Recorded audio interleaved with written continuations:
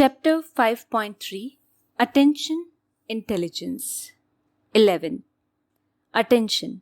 The mind has an ability to selectively present just one experience to the self out of many possible.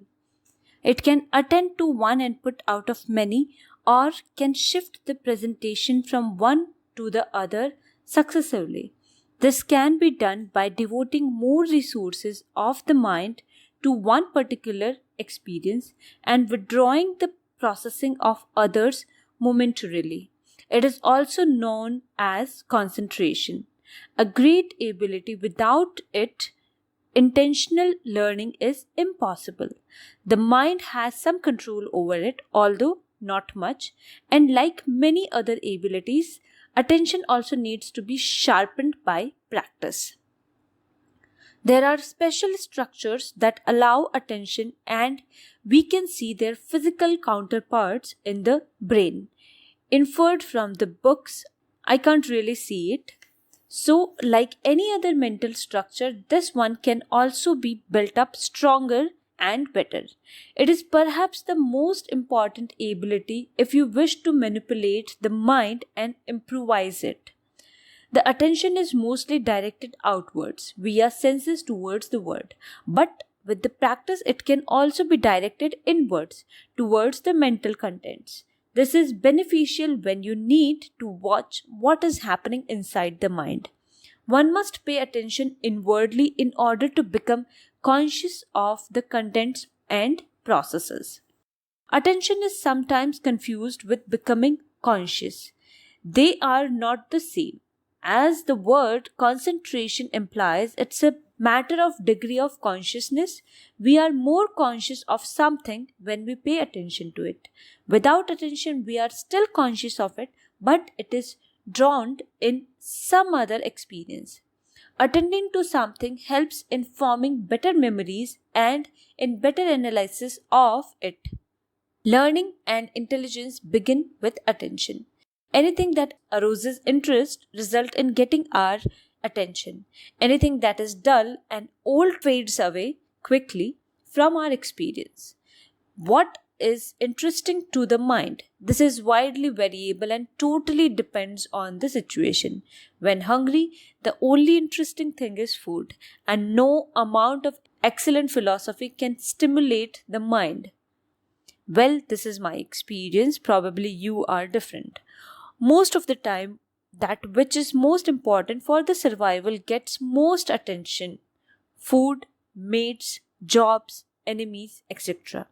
Rest of the time, it's directed towards entertainment, social pursuits, worries, and fantasies.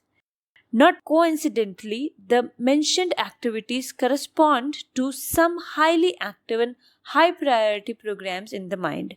We see that our attention is also governed by our programs. These damn things control everything. Since the mind keeps producing intents and desires all the time, even in sleep state, eventually one or the other content wins and gets hold of the attention. A person can hold his attention on one thing only for a short time. This time is known as the attention span. It can range from milliseconds, pitiable, yes, to hours. Also, the attention shifts very frequently and sometimes very fast.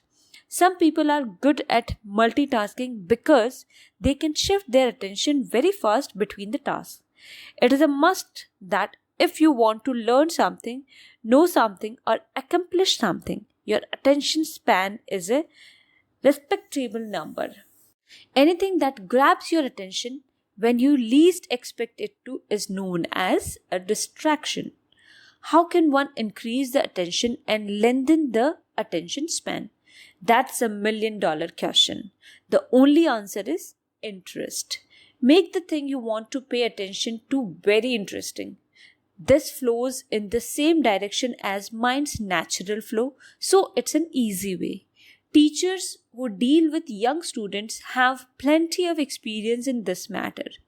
A skillful teacher always makes his subject absolutely interesting, else the students don't learn anything. What if the thing you want to pay attention to is not interesting, such as your job or your wife? Well, then there is no hope for you. Try training your mind to attend to boring content. It backfires so much so that the mind shuts itself down totally and enters the sleep state, a perfect opportunity to unite with the self and remain as presence. Anyways, that was not the only answer, but the only desirable answer. Second way is fear. If your boss gave you a warning, then even the most boring job becomes interesting because now you are afraid of losing the job, a matter of survival.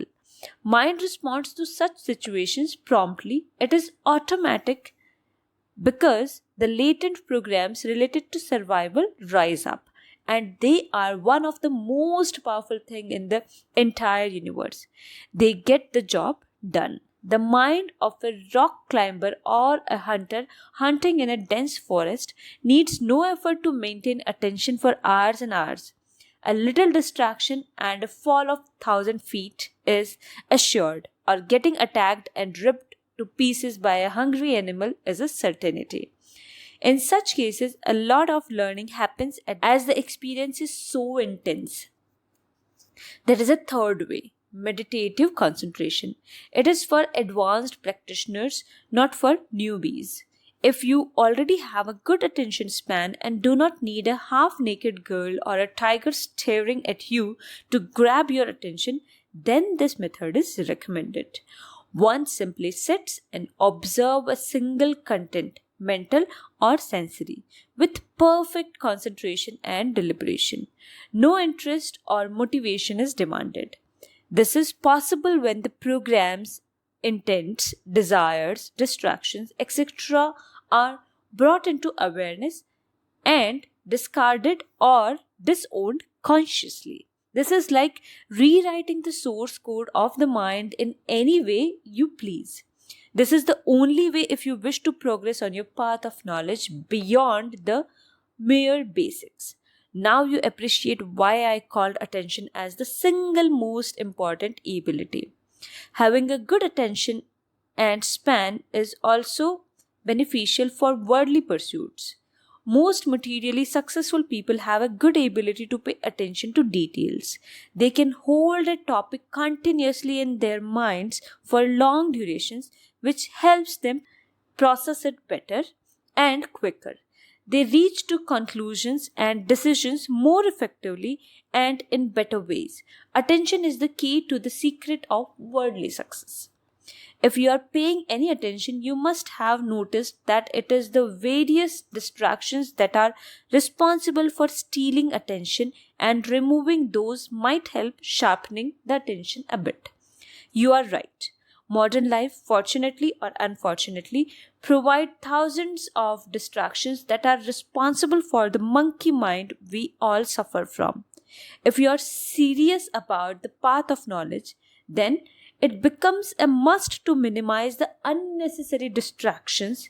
Here, we enter the domain of a simple and minimalistic lifestyle, and now we can appreciate why sages are recommending a simple lifestyle free from unnecessary activities and distractions in order to make some progress on the path of knowledge.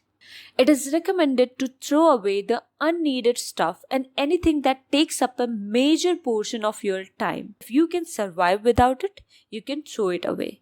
Although I'm not advocating extreme measures, if you do not have important things such as enough money in the bank or helpful devices and gadgets that do your work and save time, then the minimalism becomes a distraction in itself, because it can encourages your survival instincts to fire up.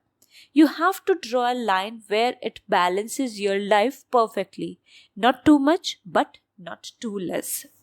In my experience, having sufficient wealth to survive effortlessly and having enough comforts around me to make my life distraction free and urgency free works best. It is a must to keep good health and eat well. A healthy mind resides in a healthy body. It is also good to minimize the unwanted relations and avoid having a crowd of people around you, as these are major distractions most of the time. People who support you, know you well, and have similar path as yours are best to befriend with and keep around you. I know it is hard, almost impossible an ideal situation, but one has to make some efforts. Else, the law of impermanence shows up and your practice starts to degrade. You will know when you are degrading because the peace, equanimity, and happiness will start disappearing and suffering will start replacing them. The least you can do is not to travel in opposite direction. Maintain your status even when the life happens and you find yourself in a most distracted and confused state. The impermanence takes care of that also, and it soon fades away. Back to the peace where you can now attend to the most important of your business, yourself. 12th, intelligence. Intelligence is a nebulous term. Some try to solidify it by defining it in a particular way or by inventing some quantitative measure of it. If I define it here, I will just add to the countless definitions of this term. So we will leave it as it is. Obviously, it does relate to almost all the extraordinary capabilities of the mind being listed here, so we can understand it as a term that includes a collection of mental capabilities, their state of perfection, and their potential. The mind is so huge and complex that a single term denoting all of its capabilities does not justify at all. People adopt the word intelligence to suit their needs, depending on the subject and application, etc. For example, intelligence of a machine is its ability to solve well defined problems. Intelligence of a child is his ability to learn quickly and memorizing something well. Intelligence of an artist is his skill, imagination, and creativity, and intelligence of a businessman is ability to sell sand to an Arab. It has a quantitative aspect to it. More intelligence simply means that most of the abilities of the mind are functioning well, and less intelligence usually means that the mind is not operating properly. As is obvious, degree of intelligence covers a full continuous spectrum ranging from as stupid as a rock to extraordinary talent and genius.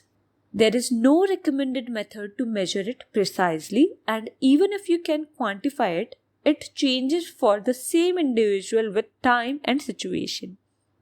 So, qualification is doomed to be inaccurate. A highly intelligent person in one field may sound like a total idiot if he talks about some other fields. A very smart person in one country behaves in very stupid ways when he travels to a distant country. A normally intelligent person suddenly loses his mind in presence of highly intelligent people. Intelligence often increases with age, but then very old people lose it. I can go on and on about how meaningless, broad, and unsatisfactory the concept of intelligence is. Is it really useful? Yes, somewhat, but only when you clearly define your meaning. Do not call a person unintelligent simply because he can't do calculus, because then you must define intelligence as the ability to do calculus. And with so many meanings, the term loses its meaning. The intelligence is also seen as a potential. If a person can adapt to novel situations well, can solve unexpected problems well, and can behave elegantly in odd social situations, he is considered as highly intelligent. Because of the novelty of the matter, the learned behaviors and past knowledge is usually of little use. So, indeed, taking a person through such trials is a good test of his intelligence. However, the potential increases with experiences. So, the existing experience is surely of some use. This is the reason scientists, mathematicians, explorers, and inventors are considered as most intelligent type of people.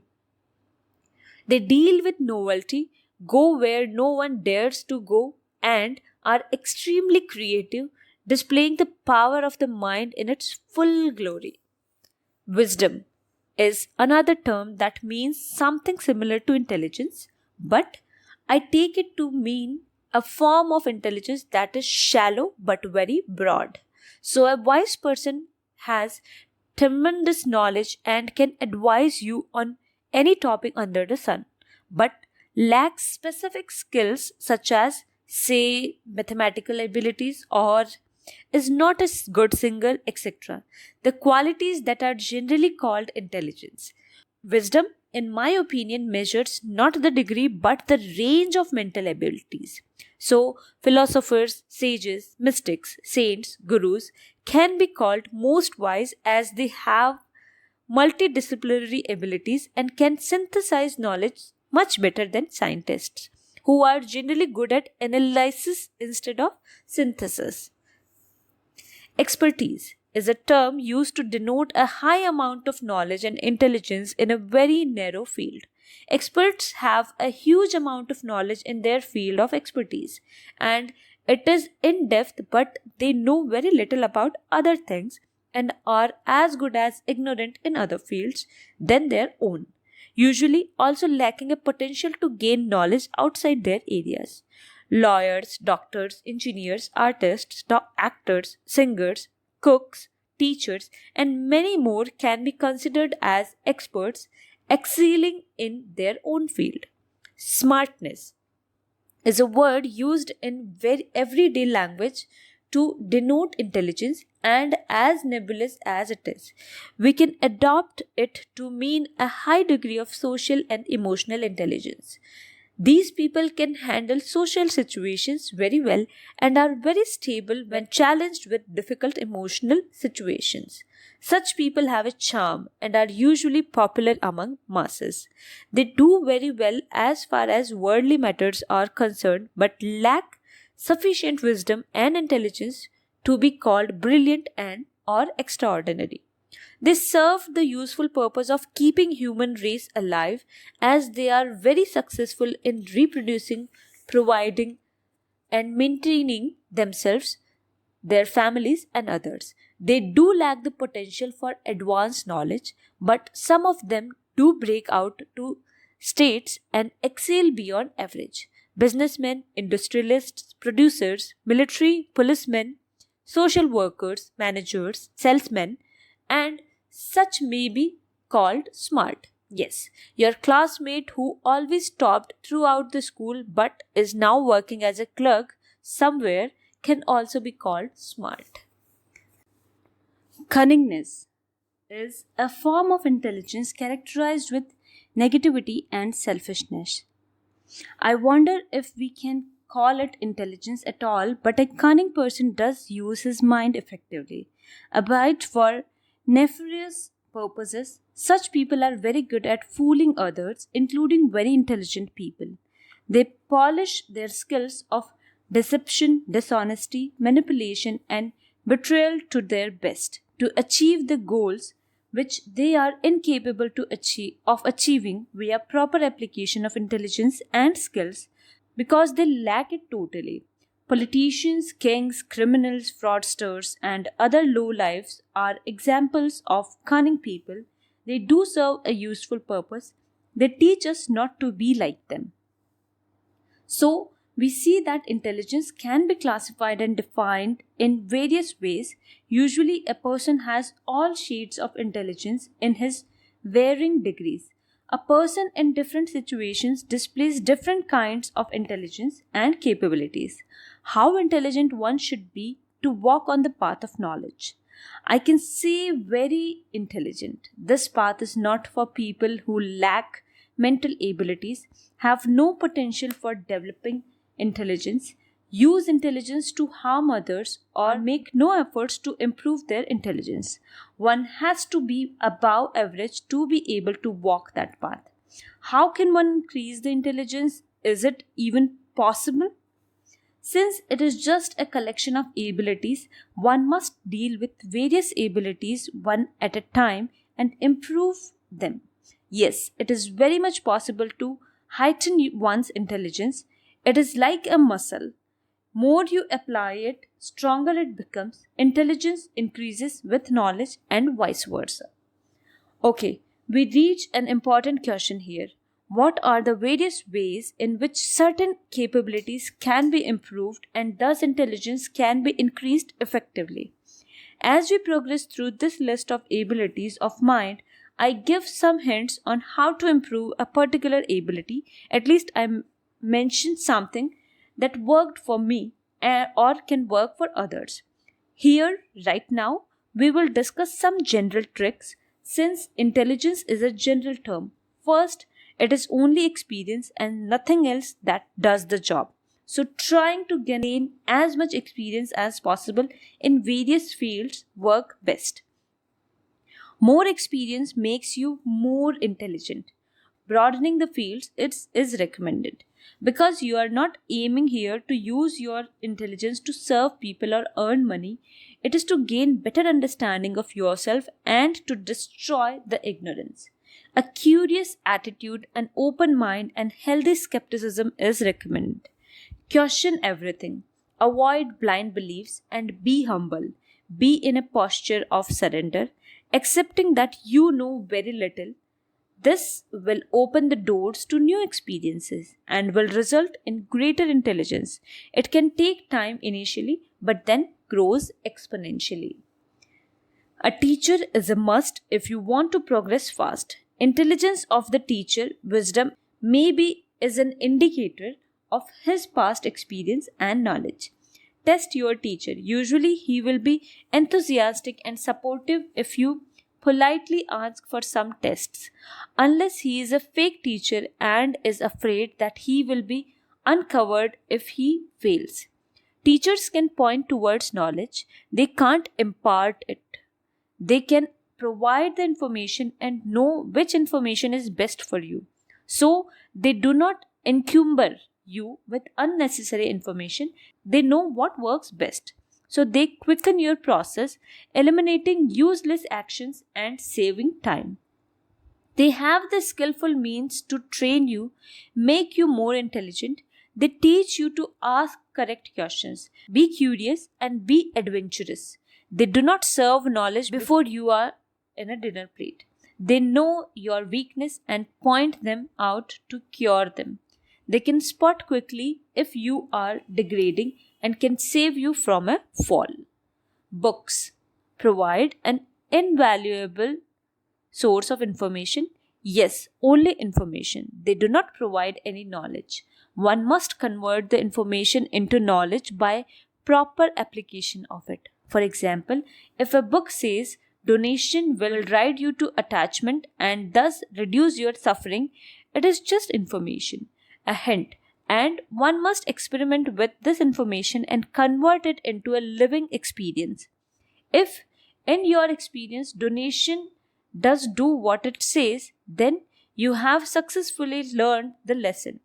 You are more wise now. You have increased your intelligence simply by reading and practicing. If not, then you simply wasted your money donating it and or buying that book. Donate such books away. Books are good, however, they are dumb. If you compare them with a good teacher, you cannot ask a question to a book, cannot ask for an explanation. A book knows nothing about you, it feeds you everything it has, relevant, irrelevant, useless, false, everything. Still, reading is a must and should replace your other strange hobbies like watching TV or gossiping if you are serious about your path. Being with wise and intelligent people works like a charm. Be in the company of wise and you will learn in one day that can be learned in months via books or your hit and trial experimenting. Satsang is the finest kind of gossip you can have. It's fun and it's educating. There is nothing like being with a wise man. It is an experience of a lifetime. In the company of an intelligent person, your intelligence grows by leaps and bounds. Reverse is also true. Be with stupid people and you will be reduced to a stupid. They will drag you down to their level fairly quickly, in addition to providing free suffering and annoyance. If you are stuck with idiots, how to deal with it? Answers will be coming in the chapters of afflictions of the mind. With the miracle of the internet, it has become very convenient to gain information. It is now at your fingertip. However, no knowledge can be obtained from your fingertips. Instant information coming to you at Mbps speed must be converted to knowledge, which comes slowly and perhaps at telephone modem speed. Simply reading stuff on the internet will make you an encyclopedia but not intelligent. Internet also causes information overload by serving too much in short time. Choose wisely, ask right questions and seek the information that you need, not the one that is available. Google is your friend but not a teacher. It can't replace your teacher even if you think that's a good idea. Online forums on the topics of interest are as good as being in the company of the intelligent. Unless you are spending your valuable time arguing and fighting flame wars with the trolls. YouTube provides a wealth of interviews, presentations, and satsangs for your viewing pleasure. Since it's an audio-visual media, it is much more effective than mere text or books. I recommend that you subscribe to good teachers there. Make it a habit to spend time watching their videos. Convert your room into an international university where great teachers come and teach you. What more can you dream of? Internet also makes it easy to ask questions by emails, and if you learn something useful, you can share it with the world instantly via a chapter or your own video. Internet is your superhighway to the self. Simply observing yourself carefully and deeply, a 24/7 awareness of your own actions and thoughts will reveal the unintelligent, illogical, and belief based or biased thing you do and think.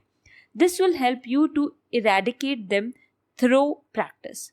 Being aware is the key. You will know where you lack simply by being aware. The lack produces a slight suffering, dissatisfaction, disharmony, a feeling of ugliness or void, and makes you question. Questions lead to experience and therefore augmentation of intelligence. You will be surprised how many answers can come just from introspection, contemplation, self interrogation, pondering, and meditating on a topic. There is a wise teacher right inside you, yourself. Notes. It is surely debatable if they are the most intelligent type because outside of their narrow field, they are virtually good for nothing. But then we do not expect people to be a master of all trades. Ideally, a scientist excelling in all fields of knowledge would be most intelligent, never seen one really. 2. Perhaps I'm being too rude here, and you can find some very nice politicians and some kind kings too. That would be an exception, not a rule. Why no mention of fake spiritual teachers, religious leaders, fundamentalists, terrorists, or people who are gullible religious folks and make them kill each other? Well, you are intelligent enough to categorize them. 3. I don't want to sound overly negative about books. Some books do miracles, and when there is no competent teacher around you, they are the best teacher and best friends. I'm beating that they are better and safer compared to a fake teacher who can waste your many years, rob you of money or worth, abuse you for his pleasure. 4. Note to self. I need to make a list of channels that I found very useful and post it here with a brief review of each. Thank you so much.